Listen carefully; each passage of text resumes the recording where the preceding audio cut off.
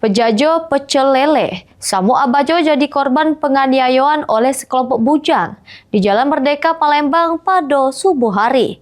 Sang abang mengalami luka di bagian bawah kelek akibat ditombak oleh pelaku, sehingga jalani perawatan intensif di rumah sakit. Raharjo Sentono. Rekaman amatir ini selike Nur Rafli juru keadaan berdarah di rumah sakit akibat ditombak oleh sekelompok bujang di Jalan Merdeka Palembang pada Selasa subuh hari. Awalnya anaknya Destian yang diserang oleh segerombolan bujang lebih dari 15 wong pakai motor sesudah beli es batu. Destian yang diserang pakai senjata tajam sehingga kena lengan kanan sama paha sampai ketakutan, kemudian bersingit di kafe kopi kenangan.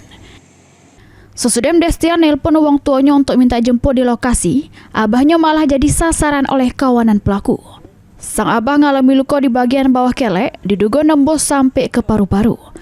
Korban cuma ngalami sejumlah luka baik, sedangkan motornya tidak disentak namun dihancuri oleh kawanan pelaku. Langsung ditebas gitu aja, datang dari lorong gelap, ngomong, mati kau, gitu. Untuk pelaku, kalau pelaku saya nggak ingat wajah-wajahnya. Berapa orang? Kalau saya nggak tahu kak ya, nggak tahu pasti, cuman sekitar 15 lebih lah. Bawa senjata semua itu? Kalau yang saya lihat, per orang bawa satu-satu senjata tajam. Jenis parang atau celurit? Ada celurit, ada parang, ada satu tombak. Nah, yang tombak itu yang nyelakain korban bapak saya tuh. Luka di bagian bawah ketiak.